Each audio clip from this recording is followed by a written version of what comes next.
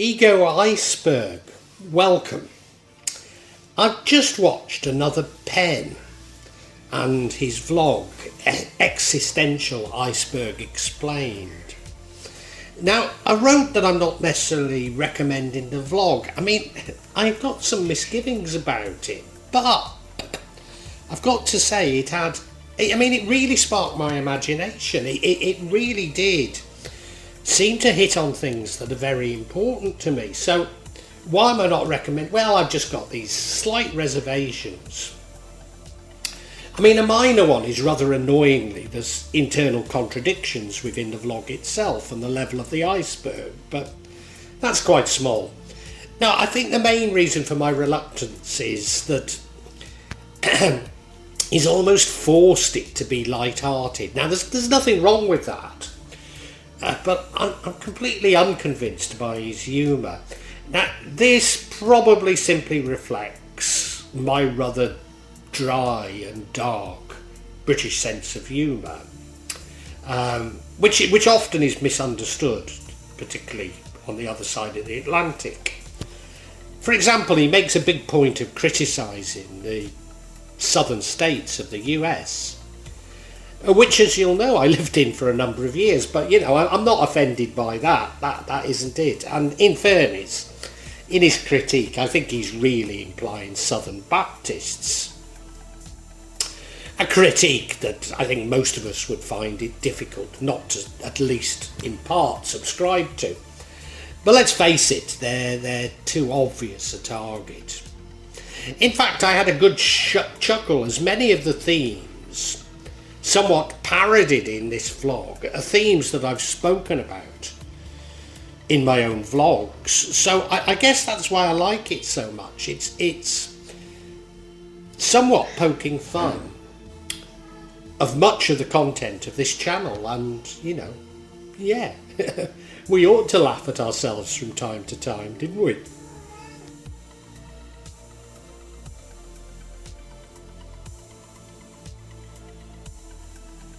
The iceberg, essentially Existential Iceberg Explained, describes a series of levels of beliefs, somewhat related to existentialism. Now, often these are put in a way that these beliefs are diametrically opposed, even the antithesis of each other. And I rather like that because it's sort of showing that arguments can be on a plane, if you like. And there's this argument and the exact opposite, but they're on the same plane. They're not escaping that plane or paradigm. And therefore the focus of the argument is confined within that plane or paradigm. So I thought that was really good about the iceberg in explaining these concepts. I mean, of course, there's some debate about this, if this vlog was actually about existentialism. And I was going to label it philosophy, but I did find many other vlogs called not necessarily by, what was his name, Peg? Another Peg, was it? Yeah, not necessarily by Another Peg. But I did find these icebergs on philosophy, and they didn't fit anything like as well. So yeah, I'll take the word existential. Nor indeed was the meaning of life iceberg that I also watched, which, the title seemed to sum it up even better, but when I watched it I didn't think it did.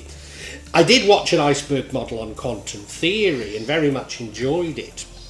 But the important elements of quantum theory which link to philosophy were already included in this existential iceberg. So, I'm left with this one. Existentialism is a philosophical belief that we're each responsible for creating purpose or meaning within our own lives. Our individual purpose and meaning are not given to us by gods or governments, teachers or other authorities. Now, that's not to say that religion, politics, education, identity may not give purpose to our lives, but that it doesn't necessarily do so. So, I mean, if you think of so many of the arguments trolls that you see on social media. They're people asserting their religion, their politics, their identity, which is fine. It's fine that that gives them meaning to their life, but existentialism is saying, don't be silly, it doesn't give everybody meaning to their lives. And I'd forgotten about that. I think that's important. It's sort of a form of philosophical inquiry that explores the problems of human existence and centres on the subjective experience of thinking, feeling and acting. Therefore, I guess it's not a bad description of the contents of the iceberg, as the existential iceberg could contain anything which gives us meaning. So, do I like its contents because they give me meaning? Maybe. Iceberg Theory itself, and I thought I'd come across it before, comes from Sigmund Freud, reflecting the conscious, preconscious and the unconscious.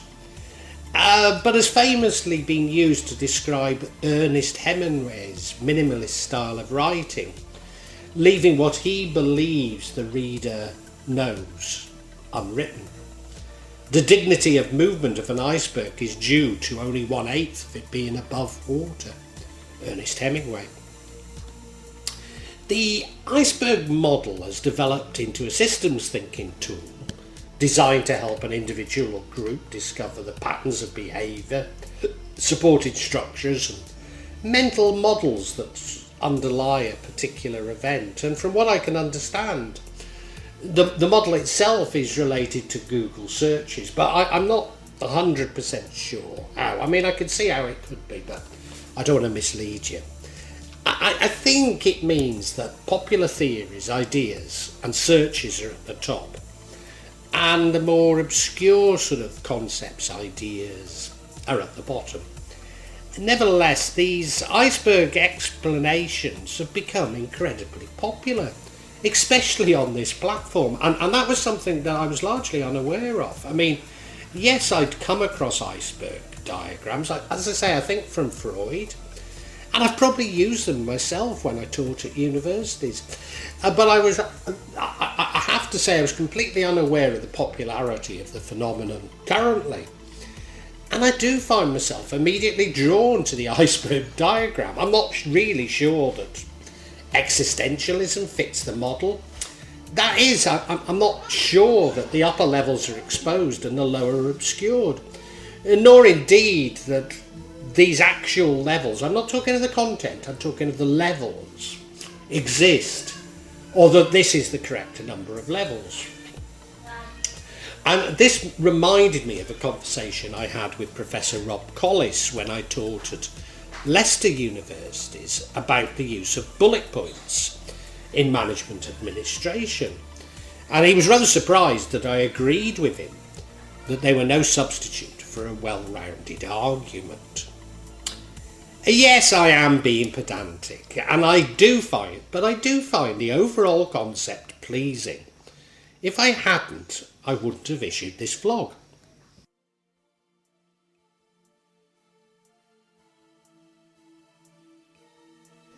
Level 1. So we're going to start on the levels. This is the top level, and within it I'll list the concepts. God made everything. I mean, taken to its extreme, this is that God literally made everything without the help of science, without the universe. So it's the position taken by many of those that are described as having a fundamentalist religious perspective. Of course, as a Sufi, I would be the first to agree that God made everything. But I don't take this literally. I mean, I don't take anything literally. Certainly not the scriptures. What I'm saying is that at the end of the day, I believe God made everything, but only at the end of the day. So I don't need to abandon evolution and accept the concept of creationism, although I've probably got some caveats about both. The next bit is God doesn't exist. So this is, I was saying how you can have the opposites existing within these. So this is almost the opposite of God made everything, the counter-argument, the antithesis. And surprisingly, I find myself closer to this view than the God made everything view. But I think the problem with this view is that it always boils down to the chicken and egg question. Who created that first spark, if you like? Who you know, there has to be something that created it, or maybe that doesn't, hence the chicken and egg argument. Then finally, the Big Bang Theory. So it leads to this Big Bang Theory. Maybe everything was created in a Big Bang. But as I say, for me, the important issue is who created the bang. Although actually the Big Bang is more about the ongoing expansion of the universe than, the actual creation bit. Moreover, there appears to be some universal rules surrounding the universe. Were these simply a product of the Big Bang, the creation, or were they designed? And that, to me, is the importance of these questions. Level 2, so here we have religious complexity. So moving on from the God created everything, this reflects on how religion really intersects with everything, whilst possibly making divisions between people. So we cannot understand religion in isolation to society, but maybe we cannot understand society in isolation to religion, despite what the atheists attempt. I'm sure that all of you have engaged in debates about how religion leads to divisions and wars. Well, I guess this is at the heart of it, and there's no need to say anything, is there?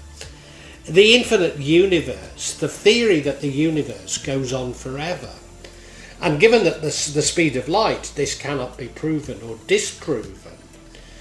So anything that can happen does happen, including repeating itself, but within the same massive universe.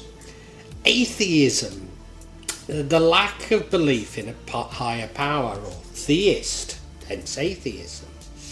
Now this goes beyond mere agnosticism, skepticism and pragmatism, and is the belief that there is no creator or higher power, which, I sit on the other side of the fence, but when we get down to this, I think this is a interesting argument, and it's one that I have some sympathy with, as ultimately, if we distill everything, do we still really need a God? In other words, if we dissolve the ego to become closer to God, do we any longer need a God? And it's because I have such thoughts that I'm actually very devoted and committed to my Islamic devotion to praying 5 times a day, etc. As I see this as the final twist of the ego reasserting itself. In other words, that questioning God is the ego trying to reassert itself, but maybe that's just me. Level 3, simulation theory, that everything we know is a simulation. This is something I've discussed many times, but especially in The Matrix and the Game of Life vlogs. At its simplest, it is that we're literally within a computer simulation.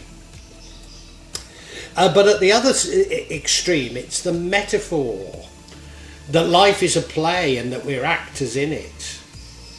I even watched a vlog on the Matrix Iceberg, but found that it was about the Matrix franchise, the film in other words, and not really an iceberg vlog at all. Fermi's paradox. If life is possible, surely it must be abundant, unless something wiped them out.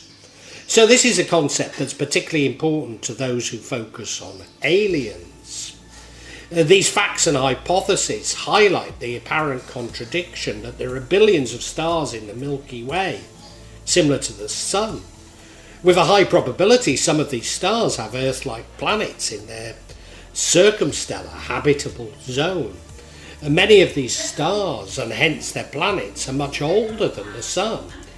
If the Earth is typical, some may have developed intelligent life long ago. Some of these civilizations may have developed interstellar travel, a step humans are now investigating.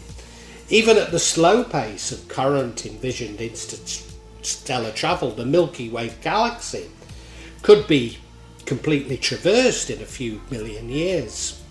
And since many of the stars are similar to the Sun, are billions of years older, the Earth should already have been visited by extraterrestrial civilizations, or at least their probes. However, there is no convincing evidence that this has happened. Last Thursday theory, the idea that everything was created last Thursday, in other words, that everything is current. Last Thursdayism functions both as a philosophical point on how our observations do not match our reality, e.g. if the world was created 6,000 years ago, with the appearance of it being made billions of years ago, what's to stop us from claiming it was made last Thursday? Depersonalization. Though we do not merely exist, merely observe ourselves at the psychological level, the depersonalization can consist of detachment within the self, regarding one's mind or body, or being a detached observer of oneself. Subjects feel that they have changed and that the world has become vague, dreamlike, less real, lacking in significance, or being outside reality while looking into it. It can be described as feeling like one is on autopilot, and that the person's sense of individual or selfhood has been hindered or suppressed. This is not unrelated to my current feeling of submission to God or the universe that I've spoken of in many vlogs, that I'm trying to stop attempting to control things and put my destiny in God's hands. Level 4, the multiverse, I should say. Although developments in simulated reality are connected to this, it's about the theory that every time a new decision is made, a new universe is created. And of course, this is a theory I've repeated many times. So in other words, every time we take a decision, we create another universe, because there's a series of branches based on a probability curve, and so therefore a new universe is created. Certainly this multiple universes seems to explain so much, or at least to me. Quantum physics, the study of physics at the smallest possible level, and there's many observations that seem to have profound implications for who and what we are. Indeed, quantum physics so very nearly explains many of the paranormal aspects I've described. Some believe that it will eventually lead to a theory of everything which incorporates magic and the paranormal. I personally see it as the materialism getting as close to these things as it possibly can, while still avoiding them, but that's just my view. Black holes, the idea that everything is created and destroyed via black holes. At the centre of a black hole, as described by general relativity, may lie a gravitational singularity, a region where space-time curvature becomes infinite.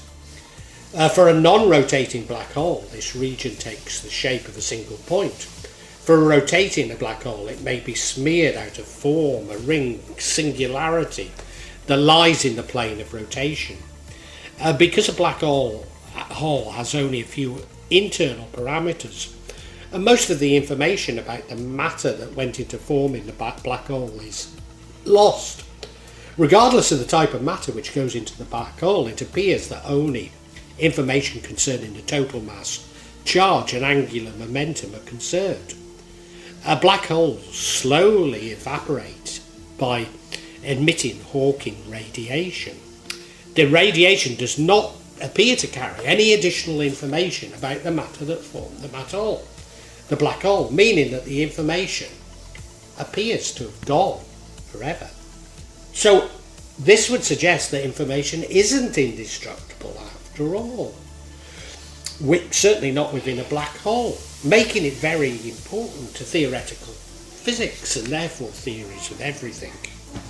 Time, often considered to be the fourth dimension, but we can only observe it moving forwards. In other words, it's not a dimension, it only seems to go in one direction. It only exists if we observe it. And as you all know, I see it as a human construct, even a constraint on the human imagination. Free will, we have the ability to choose, but is this actually free will? What about our personal chemistry, our psychology and fate? Could it be that everything is predetermined? I mean, it certainly often seems to be. But as a Muslim, I remain committed to the concept of free will. But there does need to be some refinement to this concept. Level 5, simulationception. This is the idea of simulation within a simulation, or if you like, recursive simulations. Now this is something that I myself have considered and rejected, not because it's illogical, but simply there could be near infinite numbers of simulations within simulations. So all we can effectively do is focus on one at a time. Now, I think this is important because if we are pursuing the Buddhist goal of freeing ourselves from rebirth, could it be rebirth to another simulation? And that's why I gave up trying to work it out. 4D beings, beings that could move across time, especially backwards. Of course, I've mentioned that maybe we are 2 or 3-dimensional beings, and that what we call the paranormal belong to other dimensions. And maybe the jinn are 4D or 3.5D, and angels belong to a higher dimension, which is why jinn can trick us they are angels. Quantum immortality.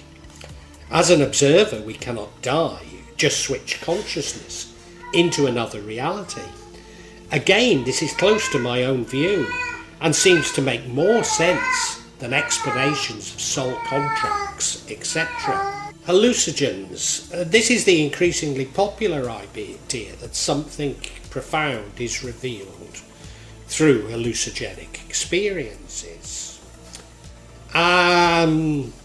Crazy though it sounds, if you listen to it, and indeed if you've had such experiences, maybe it's not so crazy. The brain in the vat theory. Now this is linked to solipsism, which I discuss in level 6. But I've always mentioned when describing the simulation theory of my vision of green goo in a tub or tubes linked by wires to other green goos. It must be an image I got from a Hollywood film, but I can't think what. Level 6, nihilism. The idea that it's impossible to believe in anything. I might have added cynicism and stoicism at a higher level, which would then have fed into this. The belief that all our values are baseless and that nothing can be known or communicated. It's often associated with extreme pessimism or radical skepticism that condemns existence. A true nihilist would believe in nothing, have no loyalties, no purpose other than perhaps an impulse to destroy. The sentient universe. Either that everything is sentient or that the universe is sentient and it is experiencing us. Something that I've argued, I've argued both from a somewhat animistic perspective. The false vacuum theory. In quantum field theory, a false vacuum is a hypothetical vacuum, but it is stable. Maybe not in the most stable state possible, but stable. The effects could range from complete cessation of existing fundamental forces, elementary particles and structures comprising them, to subtly change in some cosmological parameters, mostly depending on potential difference between true and false vacuum. Some false vacuum decay scenarios are compatible with survival of structures like galaxies and stars or even biological life, while others would involve the full destruction of byronic matter or the immediate gravitational collapse of the universe. Although in the most extreme case, the likelihood of a bubble forming is very low. Solipsism. Now this is related to nihilism, and it's that we're the only sentient being to have ever existed. It's a theory which I often run dangerously close to, and is once again the ego reasserting itself, and again and again. I use my religious devotion to offset such feelings, but it's a useful test if everything is real and our world, and to test our own worldview. Level 7, omnipotence paradox. How can God create something he cannot do? Taken further, if we are God, how come there are things in the universe that we cannot do? So I often state that I did not and cannot create the universe, which really takes us straight back to level 1. The process of death, the final, the unknown, is especially interesting in what happens at the precise moment of death. As I say, it's the unknown, but what would it reveal to us? And that's why I've been very interested in listening to people's near-death experiences. I'm not certain that they tell us so much about death as about our own value system, fascinating though they are. Sunder the realisation that strangers have intensely complex and meaningful lives, just like ourselves.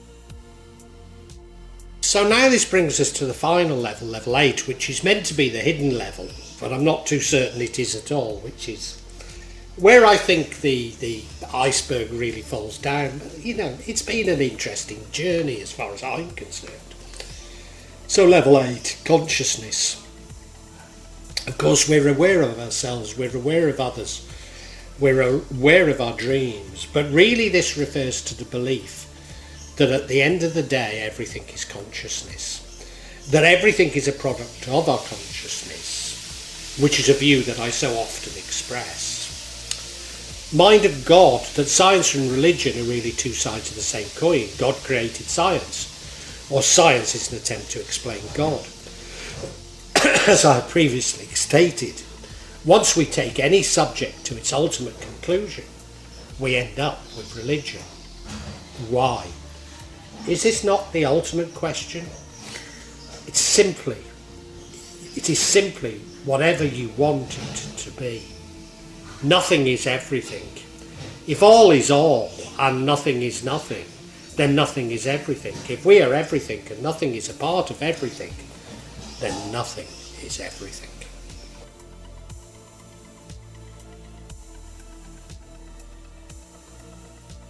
Some concluding remarks. Despite my concerns about the theoretical validity of the iceberg as a model, and certainly when applied to existentialism, it does seem to have great resonance and face value. Another pen may not have stayed true to the title, existentialism, but when I tried to expand or modify it, I actually found that it really did cover some massively important concepts. Yes, I could have changed it. I could have moved some of them up or down the iceberg. I could have changed the number of levels. I could have added to. I could have taken some out. But you know, there was something rather appealing about the original vlog. There was something that rang true. And I thought to myself, well, you know, in the true YouTube fashion, I should have plagiarised and changed it just slightly. But why? Why when I can credit the original? Because of as I say, there was something that had great resonance with me.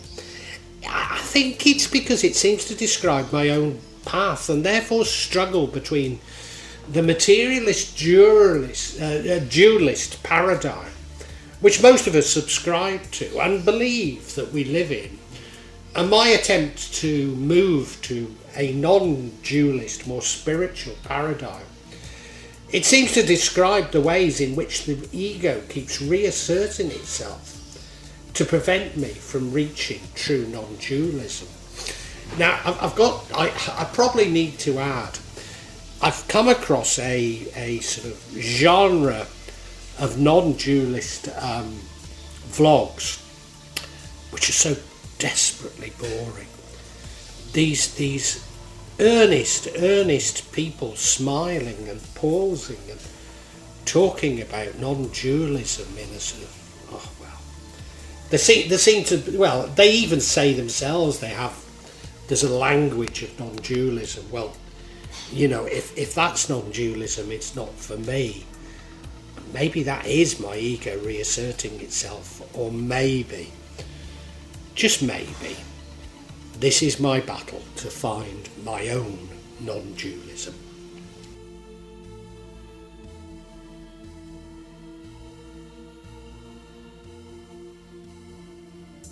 Well, I really hope you've enjoyed this vlog, and if you have, can you help me out a little? Subscribe to the channel, hit the bell, and then you'll be notified of future vlogs.